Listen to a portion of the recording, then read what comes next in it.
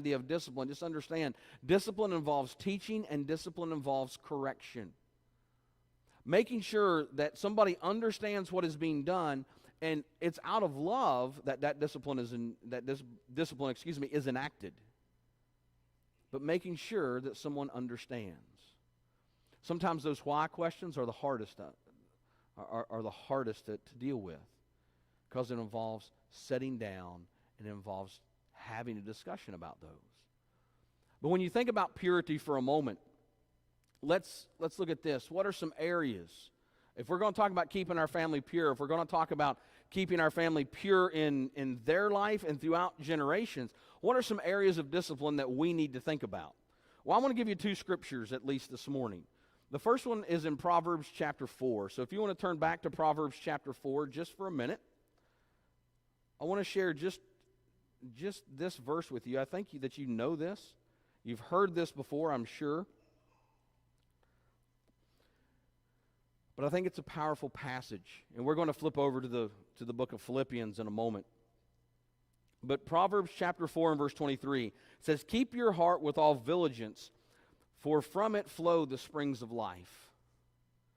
Keep your heart. Some translations will use the term there, guard your heart. Not just to just kind of keep it in your hand. If you remember, we talked about in our class in 1st and 2nd and 3rd John, if I'm to give you something and I say to keep this, that doesn't mean you just put it down and you just kind of let it go. That doesn't mean that at all. Instead, it means that you guard it. That means that you have it, that you take this as your own and you're keeping it. And you're making sure that nothing around is going to take that from you. Here's another passage to think about, and I'm sure that you've heard this one a time or two. Philippians chapter 4 and verse 8.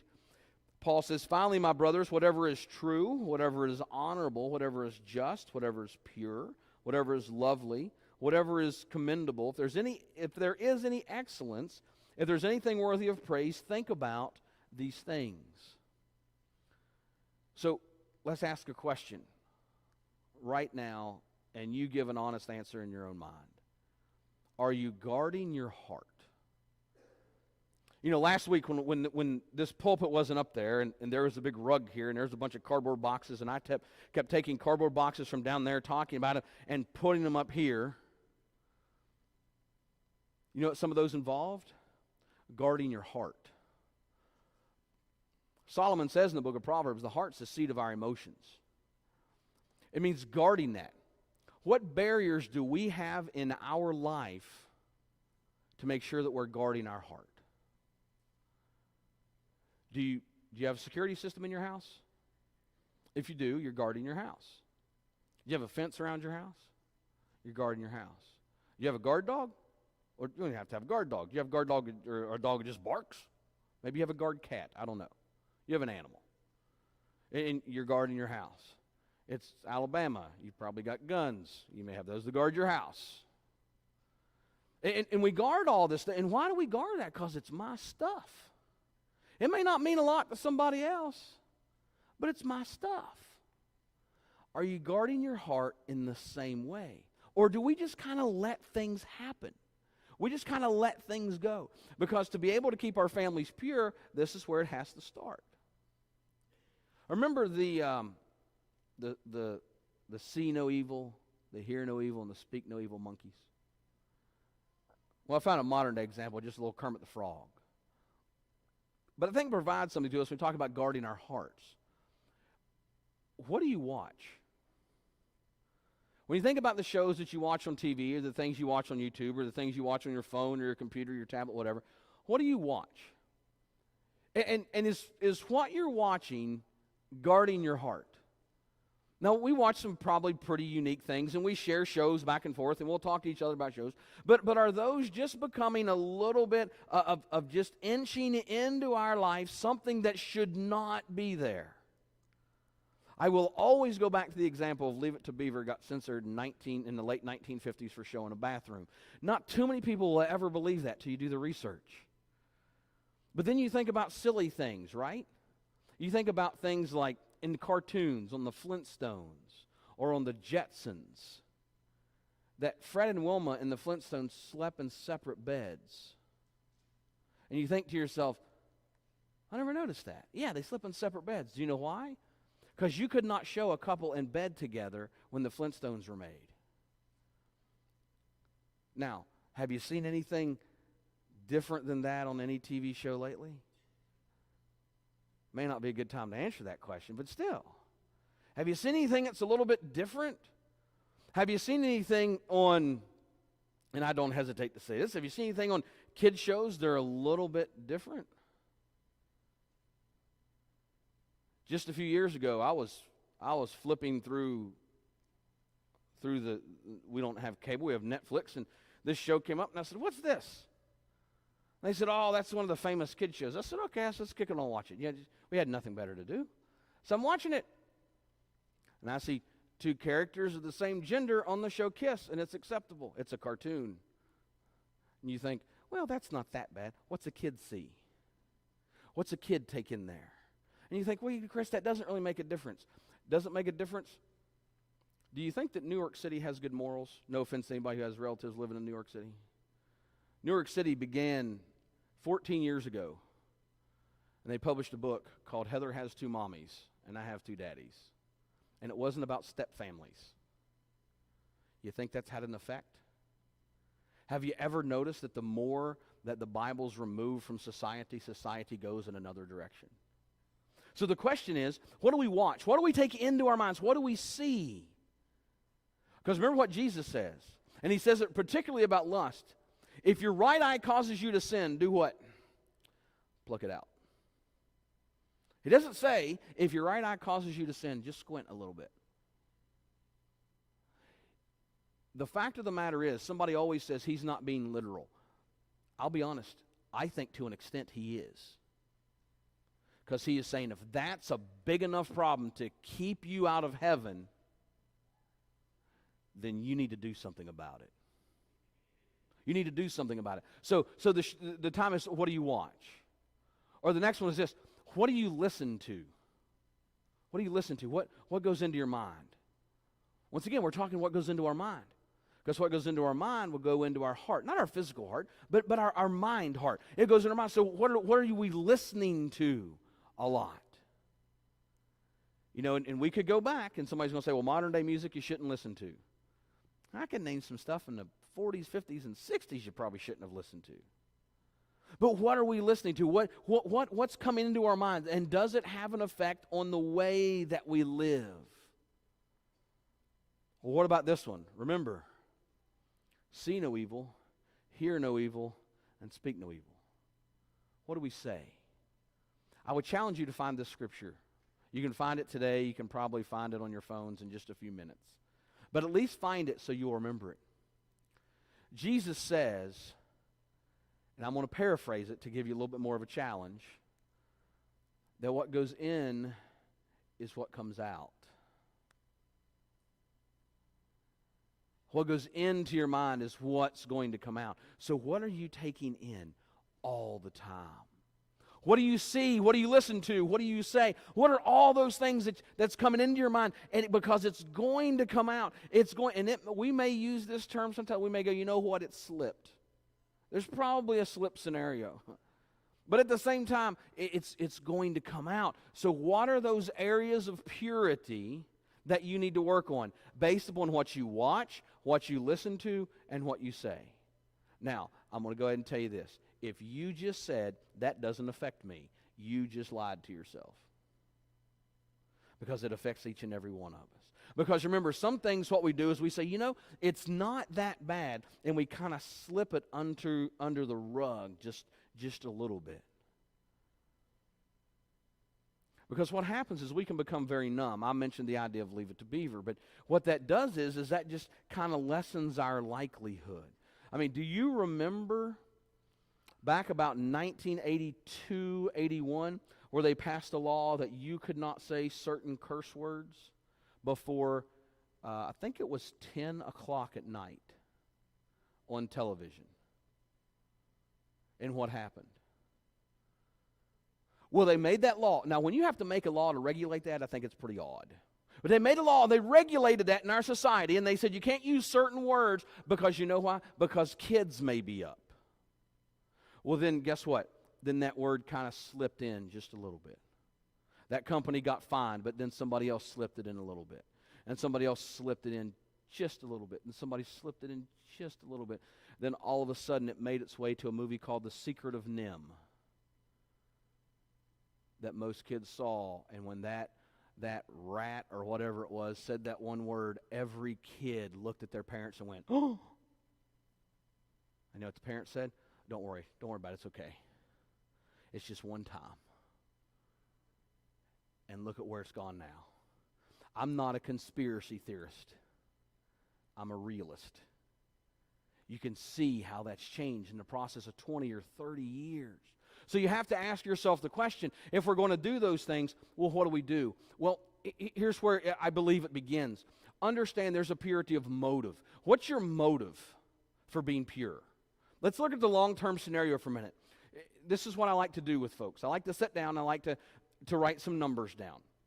The first number I write down is 20. The next number I write down is 10. The next number I write down is 5. The next number I write down is 1. The next number I write down is 6. Okay, so if you're trying to keep up with that, I'll do it again for you real quick. All right, I'll write down 20, and I'll write down 10, and I'll write down 5, and I'll write down 1, and I'll write down 6. And I ask a very interesting question. I say, okay, where do you want your family to be in 20 years? And a lot of people tell me, I probably won't be around to see it. Well, that's not the question. The question is, where do you want your family to be in 20 years? Then I say, where do you want your family to be in 10 years? Where do you want your family to be in 5 years? Where do you want your family to be in 1 year? Where do you want your family to be in 6 months? Because you're going to look back 20 years from now and wish you had. So when you think about those, it all goes back to this. It all goes back to a purity of motive. So if you have a motive to say, I really want to see my family in heaven, okay, then and this is where I want them to be in 20 years. Because most parents will say, I want my children to be better off than I am. And I say, great. How are you going to make that happen? How's that going to happen physically? But then I think we have to translate that into spiritually. Because here's what's happened. Last week's lesson and this week's lesson are brought on by this. The majority of discussions that I have had in 24 years of ministry that have been private in nature have not been good. And what I mean by that is somebody comes to me and they say, Chris, my husband, or Chris, my wife, is not a Christian and I don't know what to do, or they've fallen away. Or they come and they say, my children are no longer faithful and I don't know what to do. What do I do? I'm going to give you the steps that I talk about. And I'm not perfect. Our family's not perfect. We try. We try every day. It's like a big experiment. But once again, we can learn from our experiences. We can learn from other people's. And we start to see some things in other people's experience. And I always ask this question, what's the motive? What motive do you have 20 years from now, 10 years from now, 5 years from now, 1 year from now, 6 months from now? About 10 years ago, I sat with a man. Big man. Big man. I mean, when he spoke, it was like listening to Mufasa off of The Lion King. And he called me preacher all the time. We were in Bible class, he'd say, preacher! And I'd go, Charles. Because I knew that was him. Rocked the building. Charles had a son that played professional basketball, retired. Good basketball player. Played for several teams you may know. Played for Atlanta. Played for Boston, I think, at one point. Played for Indiana. Played for Charlotte, which is now New Orleans. He had another son that played in Europe. Went over there, played in Europe. Hall of Fame guys. I mean, just great guys. Had a couple other sons that did that. And he called me to his house one day, and I went over, and he's now passed. And I sat down, and he looks at me, and as we were talking, he said, I wanted to talk to you about kids for a second. Now, he had 8 of them. He looked at me and he said, let me tell you about kids. Now, I didn't ask for this discussion. He said, let me tell you about kids. He said, you know what I wish right now? I said, no, sir. I didn't know what.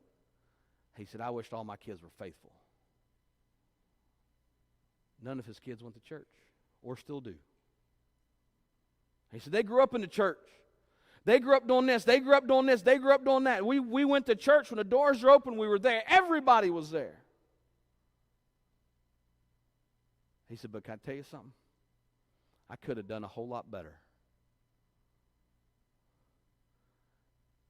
I don't know what you're supposed to ask at a time like that, but here's what I asked. Tell me how. Tell me how. I got 3. Tell me how. Tell me how. He said, here's how.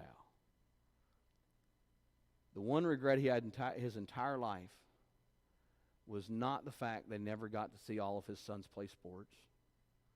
It was never the fact that he didn't have the kind of car he used to have. It wasn't the fact of any of those things. The fact was his children weren't faithful, and he told me when it started. It started when they were very young and he wasn't real, because he didn't think that far in advance. He didn't think that 20, that 10, that 5, that 1, that 6. It's got to be purity of motive. And in the purity of motive, you have to look at these things. The first one up here says no hypocrisy. You know what hypocrisy is? Hypocrisy means play actor. That's what hypocrisy means. Hypocrisy, or a hypocrite, is a play actor. That means they believe one thing, but they play the other part. In Matthew chapter 23, Jesus calls the Pharisees, the ruling teachers of the day, he calls them hypocrites. He says, because you're telling the people one thing, but you're doing another. What did the people see? That's what the people saw.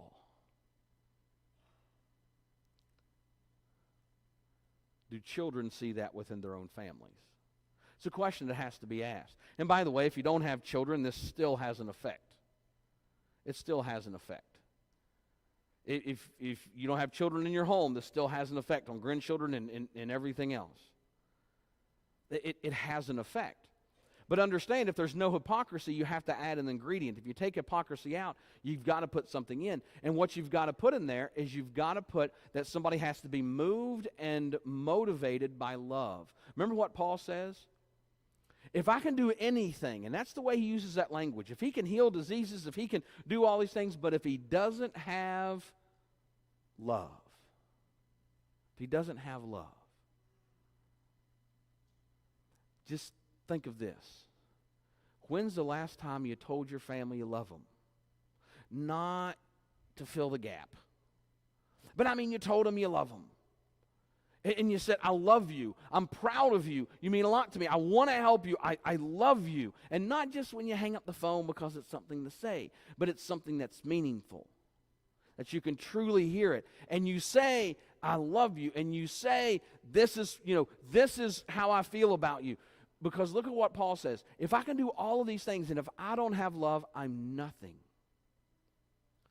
So when you think about an area of purity, you got to look at the motive. Make sure there's no hypocrisy. Make sure that there's love in that relationship. But also make sure that there's what I like to call doctrinal purity. In fact, look in, if you have a moment, just look in Titus chapter 2, just really quick. Titus chapter 2. I'm not going to read all of this, but I want you to at least be aware of it. Verses 1 through 8 have to deal with the older teaching the younger. But I want you to look in verse 1, because I think this is healthy to look at. It says, but as for you, teach what accords with sound doctrine. That's healthy doctrine. Older men are to be sober-minded, dignified, self-controlled, sound in the faith, or healthy in the faith, in love and steadfastness. Older women likewise to be reverent behavior, not slanderers or slaves to much wine. They are to teach what is good, so they can train the young women to love their husbands and children, and it goes on. It's saying there is a sense of teaching. That's what doctrinal means. Doctrinal has to do with teaching. Of teaching purity. Not just teaching what it means to be successful, but teaching what it means to be pure. Once again, if you had the bottles of water up here, if you had Green Creek water, if you had Coosa water, if you had normal Gadsden tap water, or if you had some sort of mountain spring water, which one would you choose? You're going to go to this side because you want the purity. And you're going to tell other people. When somebody asks, why did you choose that? Well, this is the purest one. Are we teaching that doctrinal purity? Are we teaching that? What's the motive behind it? Well, the motive is, in 20 years, you do want to see your family better off than you are. You do. But you want to see them better off, not physically, but spiritually.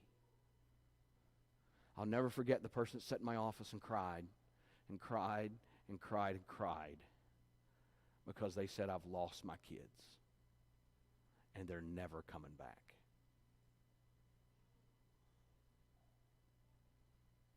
I'll tell you the same thing I told them. Let's go get them. Let's go get them. Let's do what we can to make sure. That's why we have this family. Let's do what we can to make sure that's there. What would happen if all of a sudden, if somebody that's not here received 40 cards on a Tuesday or a Wednesday, depending on how long Gadsden Post Office gets them there? And it says, we miss you. We wanted to see you there. How can we help? They go, well, I wonder what happened on Sunday. I wonder what happened then. What if we did that in our own family? When somebody doesn't show up for family reunion, do we call and make sure where they're at and make sure that they're okay if they needed anything? You see, we talk about this area of purity, but what are we going to do about it? How do you instill purity in your family? First of all, though, how do you instill it in your own life? First of all, you got to practice it. The easiest way to practice purity is this. And I say the easiest because it's always going to be hard. Philippians chapter 4 and verse 8. Whatever things are true, whatever things are lovely, whatever things are just, whatever things are of good report, if there's any excellence, if there's any virtue in these things, the Bible says meditate. That's to think very deeply upon those things.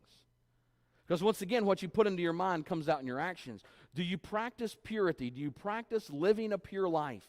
That might mean turning off a show, turning off music, turning off a computer. It might mean turning off the radio. It might mean something like that. But do you practice that purity that's there? Instead of saying this, well, I just can't, why don't you think of this? How can I? And instead of thinking, well, it's just going to be too hard, think of, how can I practice purity? How can I do this? How can I change that to be a little bit better? Well, here's some ways really quick. Luke chapter 18 and verse 1. I'm not going to look at all these verses because our time's about up. But Luke chapter 18 and verse 1. Have you taken time to pray? Have you taken time to pray? Have you taken time to talk to God about this? Now, to you and I, sometimes that may seem very one-sided. But I promise you, if you ask God for something, and if it's in His will, He's going to give it to you. And you might have to buckle up. You might have to get ready. Because He might give you the opportunity or the thing that you've been looking for, and you have to be ready for it. You have to be ready for it. So are you taking time to pray? Second is this, are you taking time for Bible study? Not just Bible reading, but Bible study. What does a word mean? What does a word mean? What does this passage mean? How does this passage apply to my life? Not just I read it, but how am I going to use it? How am I going to use it in everyday life? The Bible tells us in Psalm 119,